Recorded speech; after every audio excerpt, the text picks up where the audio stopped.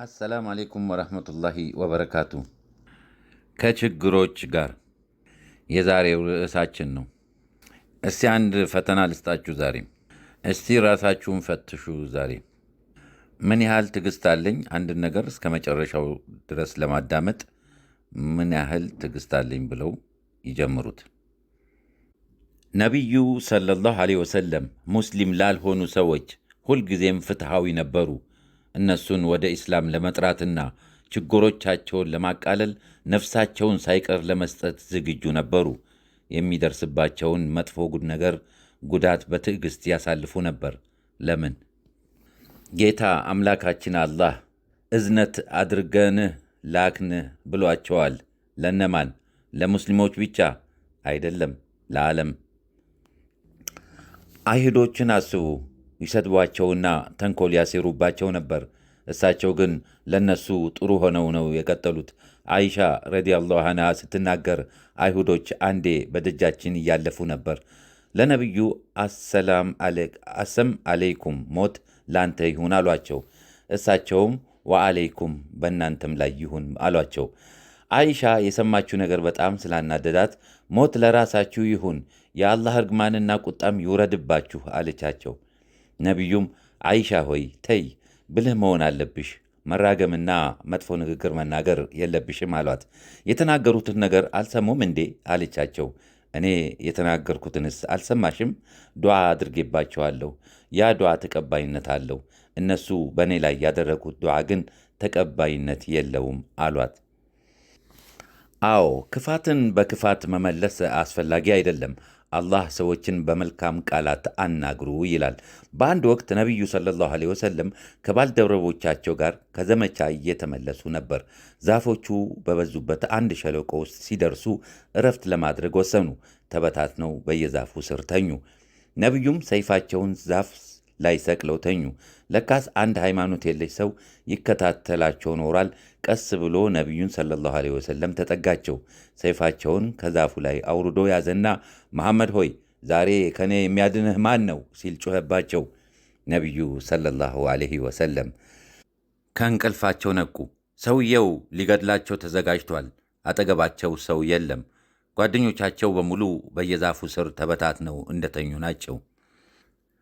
ሰውየው በኃይሉና በጥንካሬው በመመካት በተደጋጋሚ ከኔ የሚያድንህ ማን ነው? ከኔ የሚያድንህ ማን ነው ይላቸዋል። እሳቸውም አላህ ይሉታል። ሰውየው በድንገት በፍርሃት ተዋጠ። ሰይፉ ከእጁ አምልጦት ወደቀ። ነቢዩ ሰይፉን አነሱና ከኔ የሚያድንህ ማን ነው አሉት። እየተንቀጠቀጠ እንዲያዝኑለት ይጠይቃቸው ጀመር። ማንም የሚጠብቀኝ የለም፣ እባክህ እዘንልኝ አላቸው። ነቢዩም ትሰልማለህ በማለት ጠየቁት። አልሰልምም፣ ነገር ግን እርሶን ከሚዋጋ ማንኛውም ቡድን ጋር አልወግንም አላቸው። ይቅርታ አደረጉለት። ሰውየው የአንድ ሕዝብ መሪ ነው። ሄዶ ሕዝቦቹን ወደ እስላም ጠራቸው። ሁሉም ሰለሙ። አዎ፣ ለሰዎች ጥሩ ሁን፣ ልባቸውን ያዝ። በእርግጥም ነቢዩ ከቀንደኛ ጠላቶቻቸው ጋር ሳይቀር ያልተበረዘ ባህሪ ነበራቸው። በዚህም ያሸንፏቸዋል፣ ልባቸውን ይማርካሉ፣ ከኩፍር ያጸዷቸዋል። ነቢዩ ሰለላሁ ዐለይሂ ወሰለም በይፋ ሰዎችን ወደ ኢስላም መጣራት ሲጀምሩ ቁረይሾች አጥብቀው ይቃወሟቸው ነበር። ተሰባስበው ስለ ነቢዩ ጥሪ ሰዎች በፍጥነት እየተቀላቀሏቸው ስለመሆኑና እነሱ ምን ማድረግ እንዳለባቸው ይወያዩ ነበር። ከመካከላችን በአስማት በትንቢት ተናጋሪነትና በግጥም አሉ የተባሉ ሰዎችን እንፈልግ።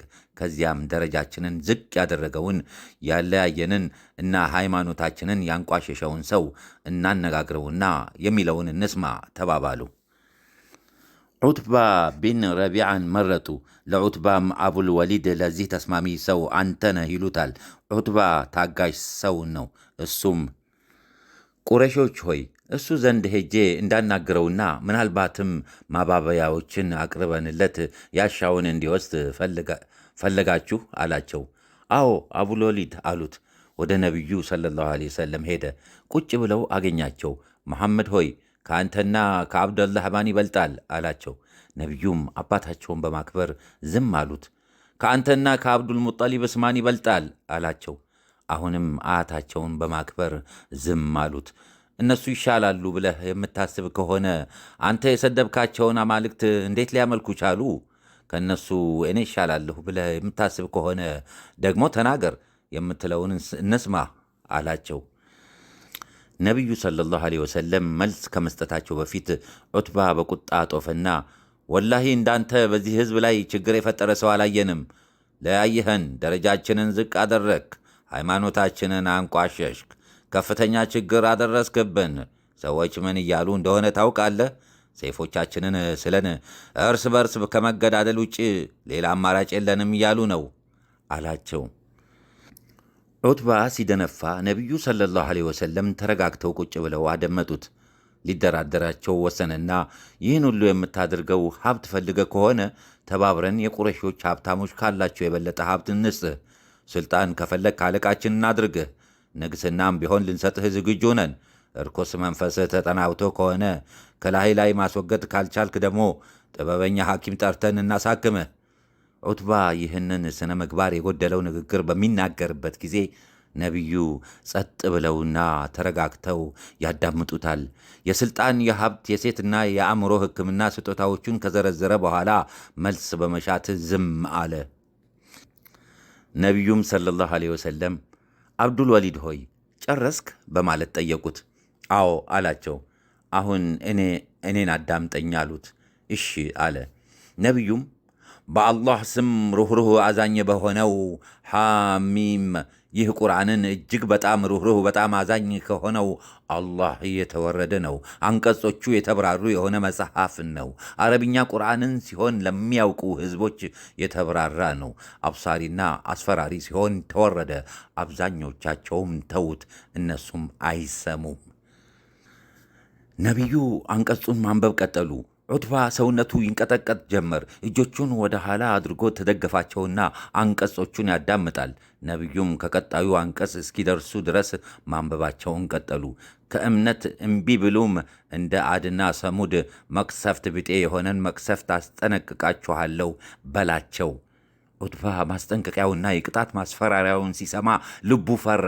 ዘሎ ተነሳና አፋቸውን በእጁ ያዛቸው። ነገር ግን ነቢዩ ሱጁድ እስከሚያደርጉ አንቀጽ ድረስ ነቢዩ ሱጁድ እስከሚያስደርገው አንቀጽ ድረስ አነበቡ። ሱጁድም አደረጉ። ከሱጁድ ተነሱና ትኩር ብለው እየተመለከቱት ዑትባ ሆይ ሰማህ አይደል አሉት። አዎ አላቸው። ምርጫው የራስህ ነው አሉት። ዑትባ በጉጉት ወደሚጠብቁት ጓደኞቹ ሄደ። እየቀረባቸው ሲሄድ እርስ በርስ በአላህ እንምላለን፣ የተለየ ስሜት ይዞ ነው የተመለሰው ይባባላሉ።